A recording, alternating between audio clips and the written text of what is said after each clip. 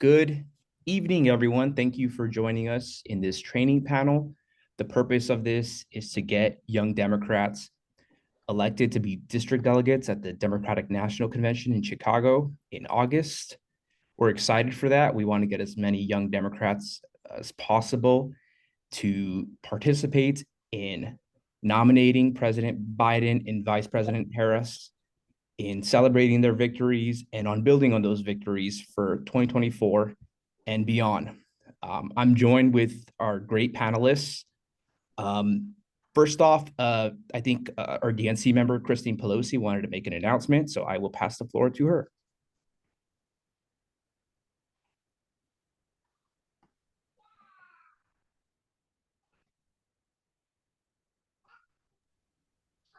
Christine, are you still with us? Thank you so much.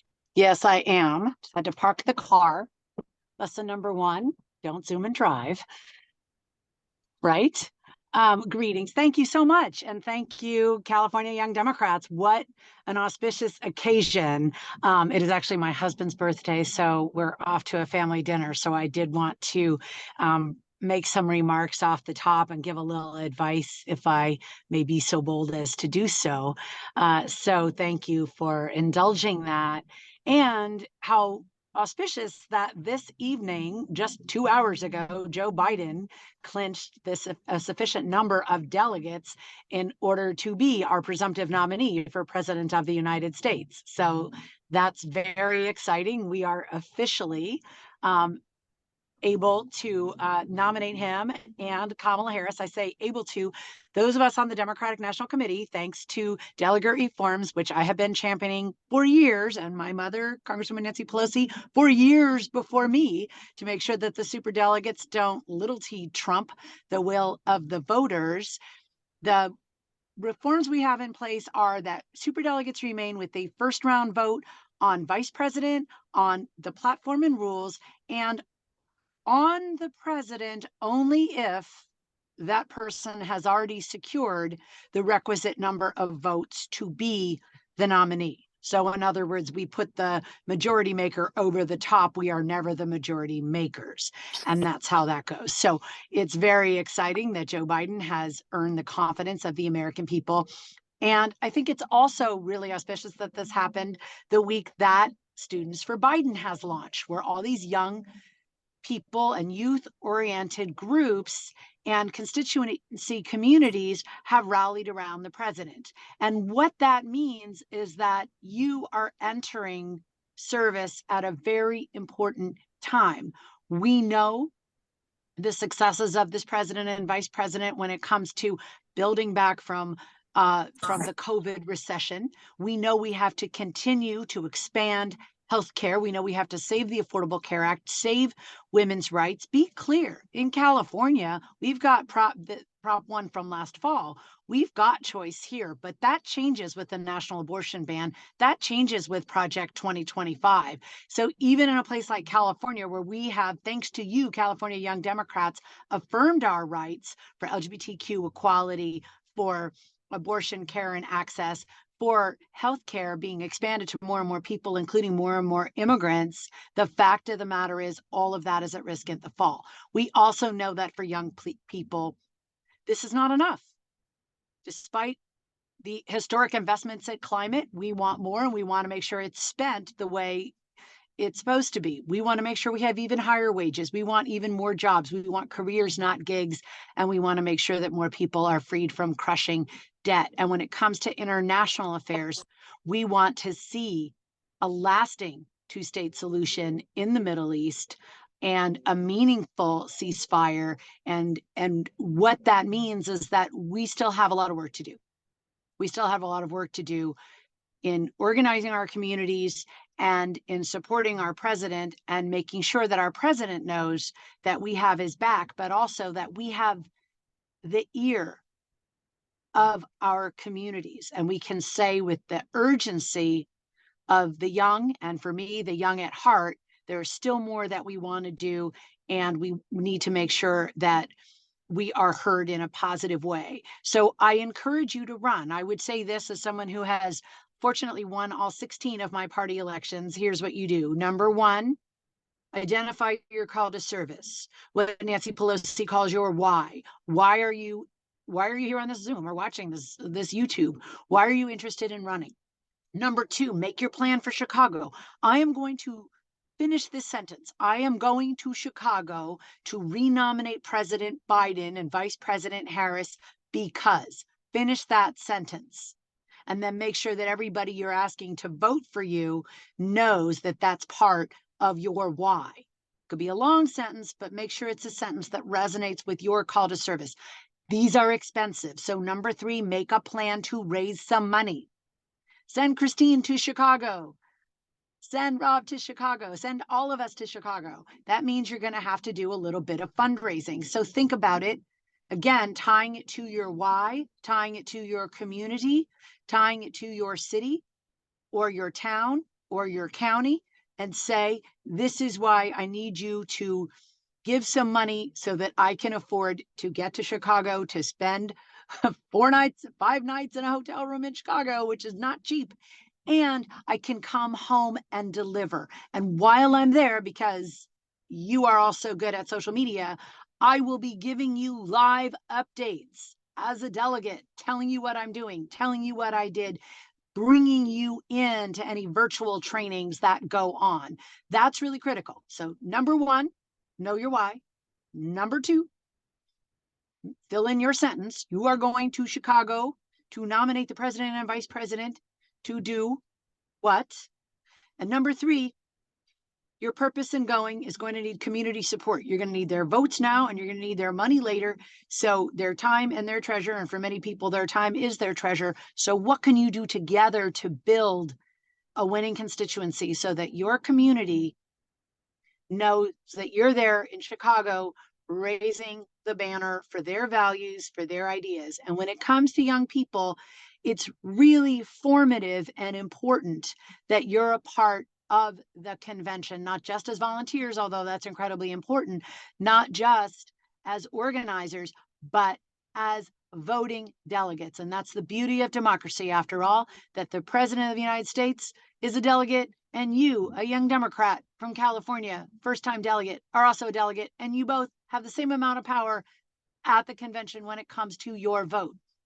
So think about your why, think about your what, and think about your how. And finally, remember, it is, campaigns are hard, and there's a lot, there's a lot that you have to do already to be active in Young Dems.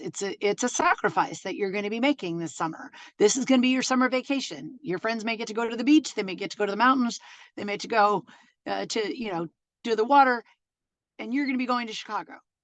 But democracy will be better for it because you ran, because you went, and because you served. And for the rest of your life, you will look back and remember this was the time that you decided to come forward and serve. And who knows where you go from here. You run for delegate, you win. That's great. You get to go and do and perform that why. You run, you don't win. You still may get to apply for an alternate position, a committee position, a volunteer position. There's always more opportunity if you try to create it. So make friends.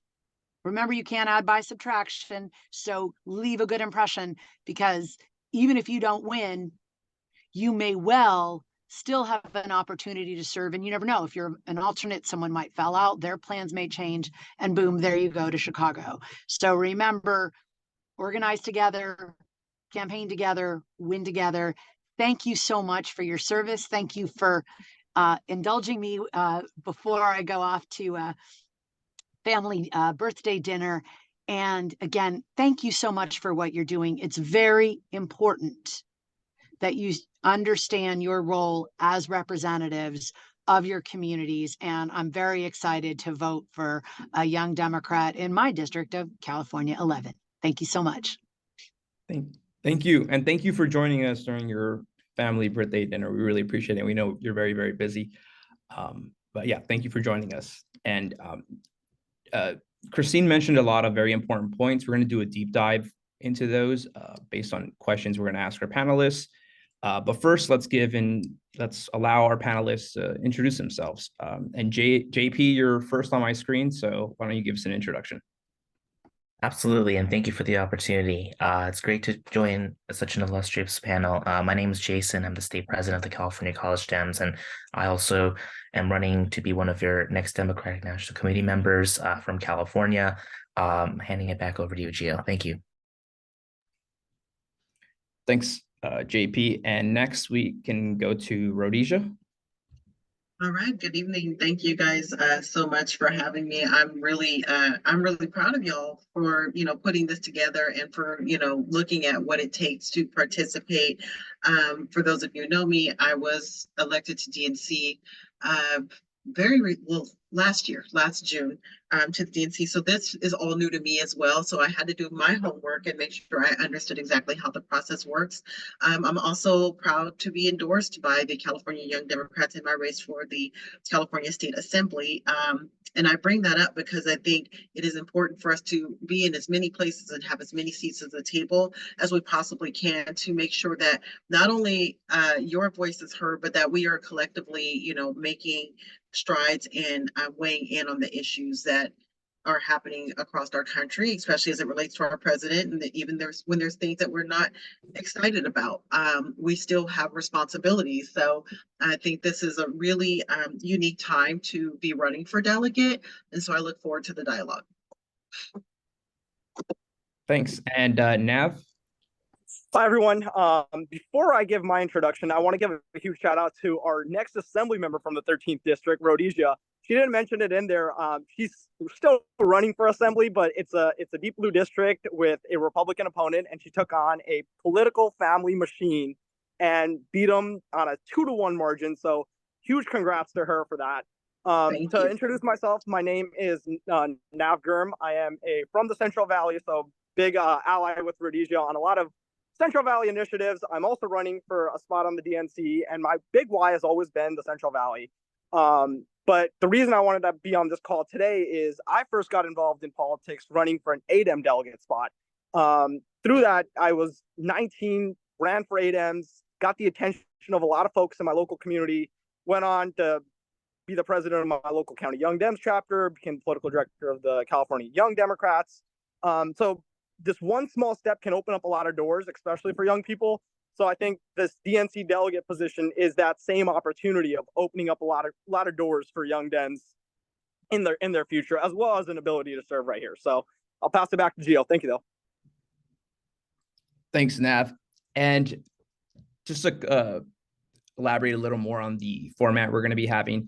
For those that made the Central Committee training, it's basically going to be the same thing. I ask 3 questions, and after each question I ask the panelists, I open up the floor for the membership to be able to ask questions. And the point is for everybody to leave this call knowing whether or not this is something that's for them and whether they should do it or not. So with that being said, the first question is, should you run?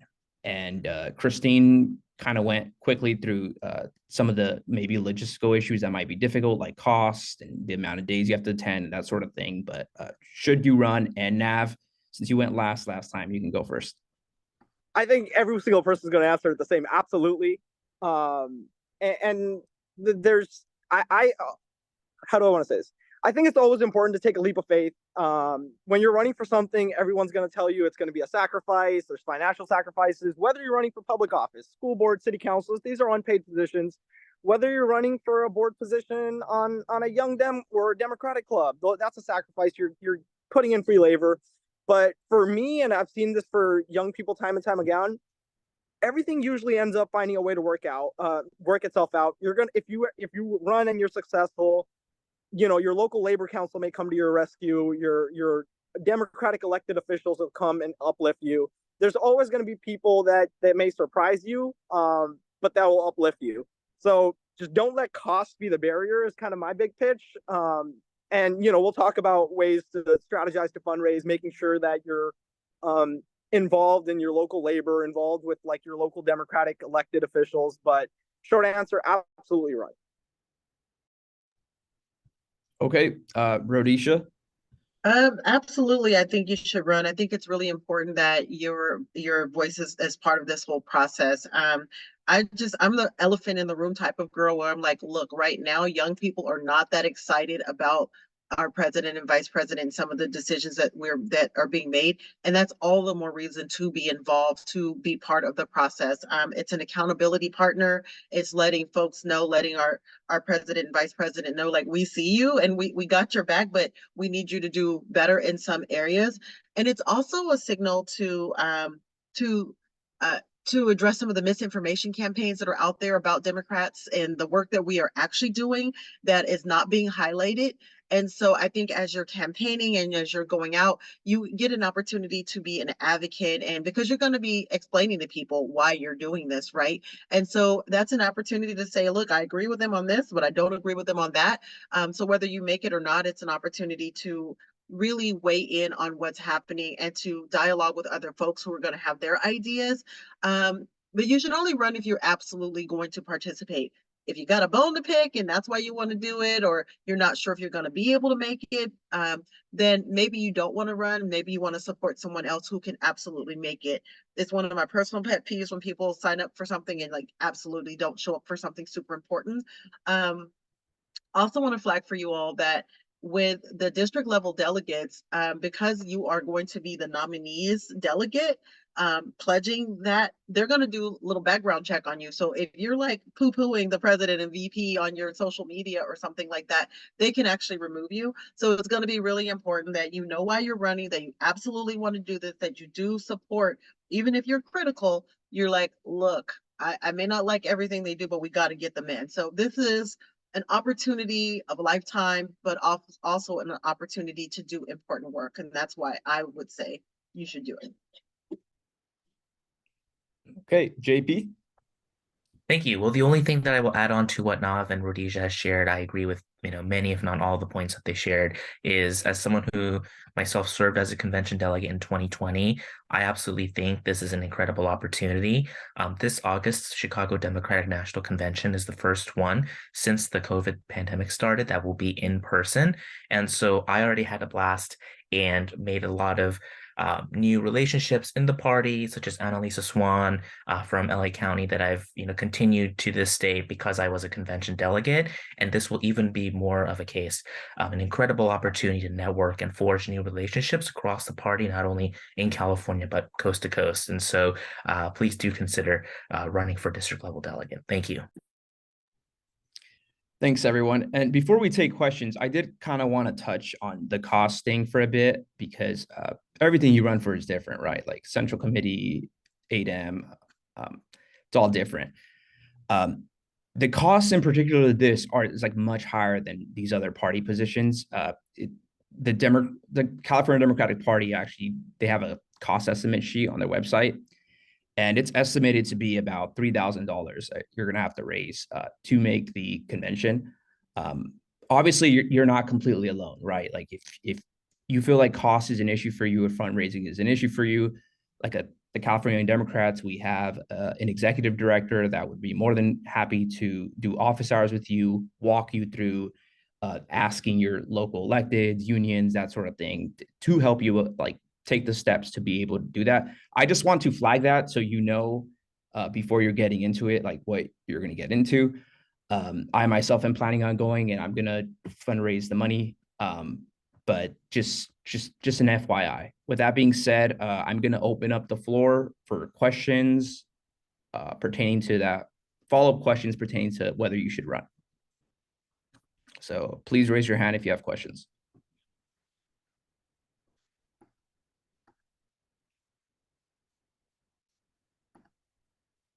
Okay, going once, going twice, going 3 times. All right, doesn't look like we have questions yet. Take a picture of it, so at least it's like. All right, the next question is, how do you run? Let's just say everybody heard the spiels, they want to run. How do they go about doing that? And for this one, Rhodesia, you can go first. Okay, I just want to confirm the question. You said, how do you run? Is that the question? Yes. Okay, so The deadline is actually coming up pretty quickly here for district level delegates. So you need to get a form. I believe you can get it on the CADEM website. So you need to complete the form. There will be slots for if the nominees got 15%, the president got 15% in your district, then you're eligible to run. So you should check your district to see, how that happens, because there are some parts of California where that may not have happened. And you just need to fill out the form and make sure that you get it turned in. I want to say the date is March 21st. It is, yep, March 21st. And then you need to prepare to campaign. So there'll be an even number of delegates, or even-ish, because some districts have more delegates than others.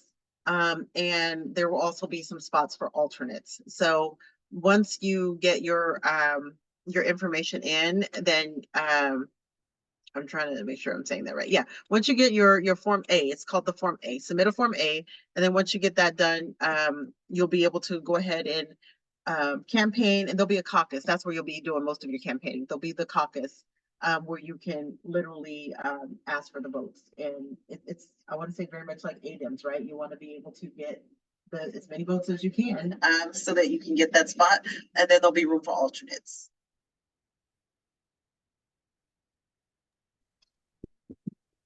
I can go next. Yeah, go for it. Since Rhodesia kind of covered the technical portion, I'll talk a little bit about the campaigning part. This is based on kind of my understanding with ADEMS, but what I've confirmed with CADEM that it's going to be an online ballot. So everyone that's going to be voting, they opt into the ballot, and they'll get like an email. It'll be kind of secure. They'll have a little pin, and then they'll log into the website, put in their pin, and then vote for whoever they want to be their DNC delegate. That being said, it's an opt-in ballot. So that means, it's basic grassroots organizing. You go out and you tell your family members, you tell your friends that are registered Democrats that live in your same district delegate to register to vote in this ballot. And then, they can convene at this caucus. But this is where I think young people have a real strategic advantage in winning their election, because we're still young. For me, when I ran for ADEMS, what I relied on a lot is I had all my high school friends' cell phone numbers. I had, all my family members that lived in the district, and I just outworked the folks that had maybe a bigger network of registered Dems or a bigger network of folks involved in the Dem party, but not a bigger network of just people in general. So I'd say, once you fill out that form work, kind of game plan of here's how many votes I think I want to get, whether it's 50, 100. You can kind of look at past years and see how your district performed. And then, go and try to call your friends and family members up and be like, hey, can you fill out this link to make sure that you request a ballot to vote in this election? So that was just the second component of it, and I'll pass it to Jason. Thank you. I think I will make sure to only add things that haven't been already said. And so the only thing that I will add is, let's say if your congressional district has 5 delegate seats and 1 alternate seat, make sure you get within like the top 5 or 6 in terms of the number of people who come out and cast a vote for you for these caucuses in April. Get your friends, get your family, get members of your local Young Dems chapter, bring them all together and have them come out to these caucuses to vote for you. This especially, is the case, like Nav mentioned, if you run for ADEMS or if you run for Central Committee, ask those same folks again to come out and vote for you. And the last thing that I will mention is for district level delegate, it's submitting something called Form A through that link that I dropped in the chat. But also, I really encourage CYD members to not only submit Form A, but also consider submitting Form B. I know this training is mainly about district level delegates, but I actually became a convention delegate because I had submitted both in 2020. And even though I didn't win the caucuses, the elections track, I submitted Form B and I became a convention delegate through the at-large application process. So really encourage you all. You really have nothing to lose in terms of filling out both applications if you decide to become a convention delegate. Thanks, everyone. And there's about 277 district level delegates in total. And there's a different allocation based on your congressional districts, which is based on past voter history and population. And this information is available also at the California Democratic Party website. So you can go there in case you're curious or want to know more. With that being said, do we have any questions from the members on how do you run?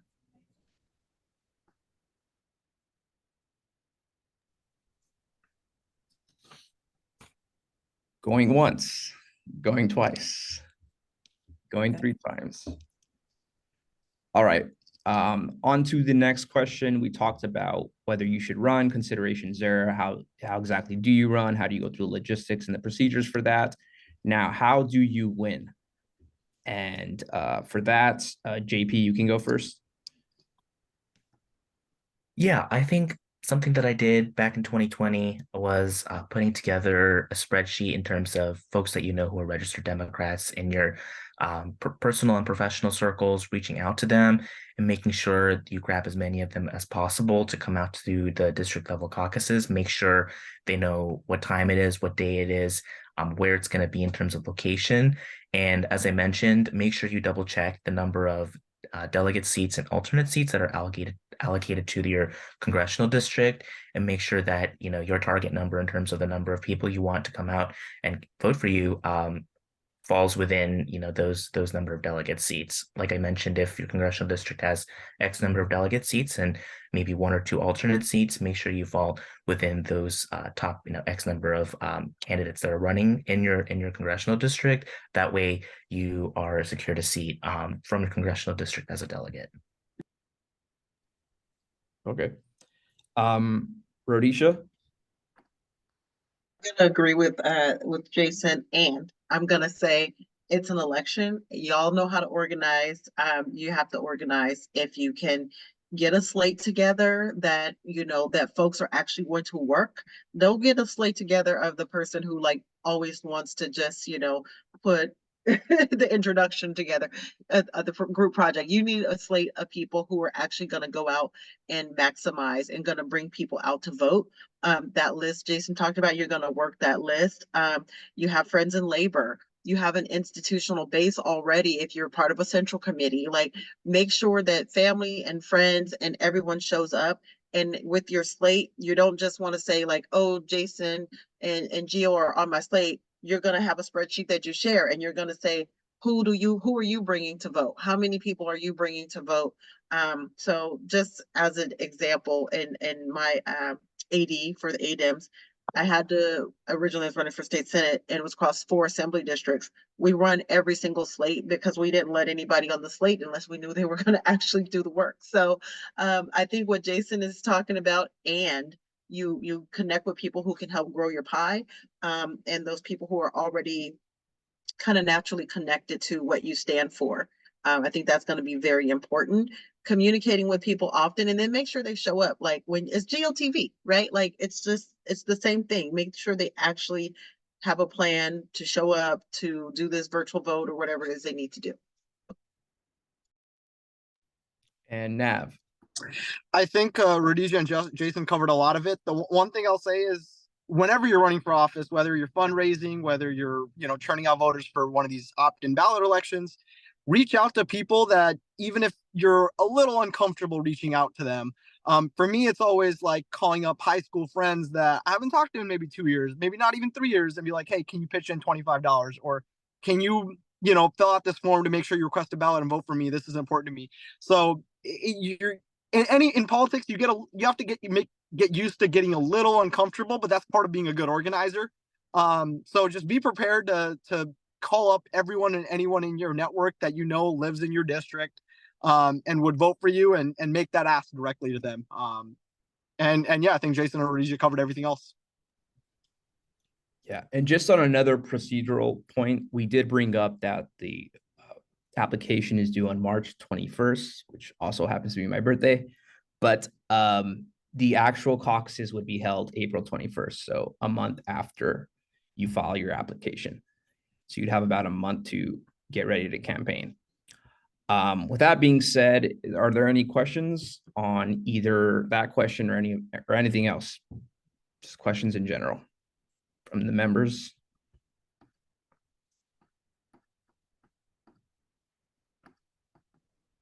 Can you organize people who are independent to vote for you? And any of the panelists can answer these questions, by the way.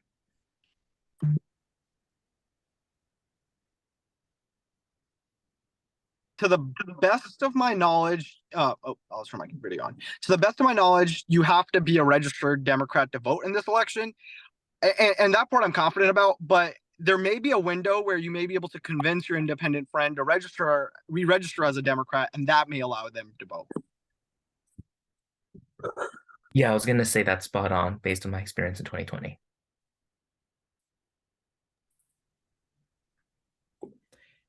Any other questions? Yes, can you hear me? Yeah, go for it. Hi, I'm Ko. I'm from Bakersfield. So it's my first time doing this. So I never done this before. So I have a question. I want to go back to the point where you are talking about the technical part. So I see that the deadline is March 21st, which is the deadline to register. And then we have about a month to campaign, and then the caucus happening. And then that's where we reach out to people to vote online. And hi Maya, I know. Hi. Okay, so can you explain more about the technical like online voting? Like what website are we going to, and then how does that work, right? Can we just send it to people like, oh, okay, vote for me? Like how reliable is that website?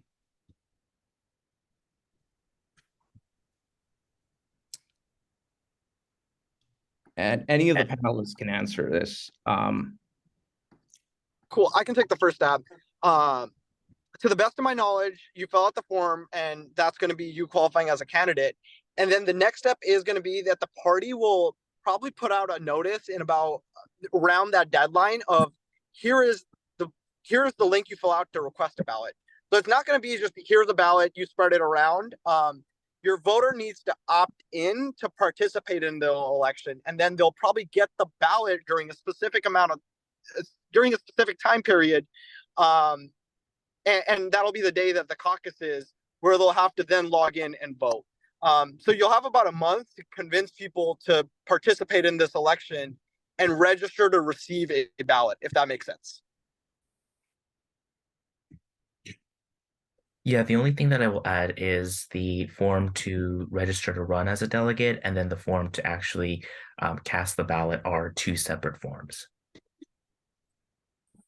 Just to follow up. So the second form that we're gonna receive, that's after the county put out the name of the nominee or the people that are running. Like when we will get the second link. Correct. The form to cast ballots and opt into the election is not live yet. Oh, okay, got it. Okay. All right, that makes sense. Thank you.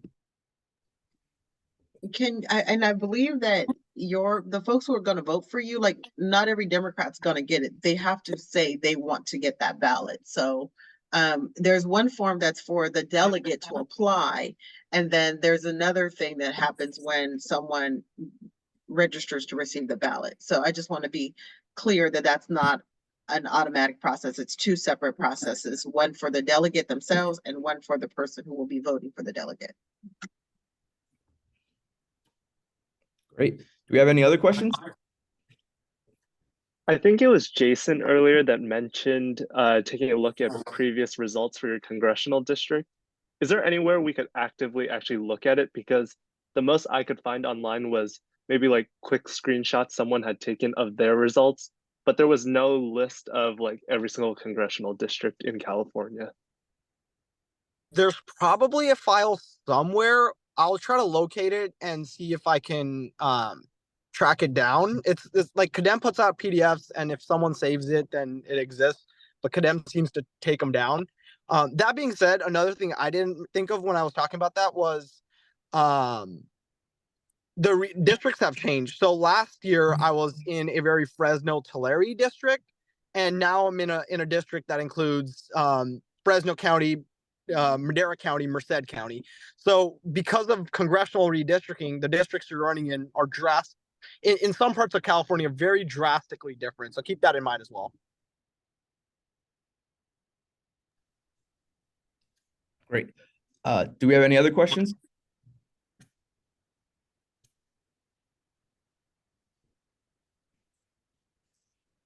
Going once, going twice. Okay. Well, that concludes the panel.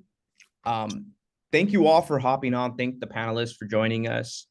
And I think Young Democrats just have incredible momentum right now. We're seeing Young Democrats running for Central Committee. A lot of Young Democrats won those races. We're seeing a lot of Young Democrats running for local offices. And now we're going to see a lot of Young Democrats running to be district level delegates. So we're excited with the momentum. And let's just continue to build and build victories and represent Young Democrats at the state level, at our local level, and at the federal level and beyond. So let's continue to build on this momentum, and please contact us if you have any other follow-up questions or if we could be of assistance in any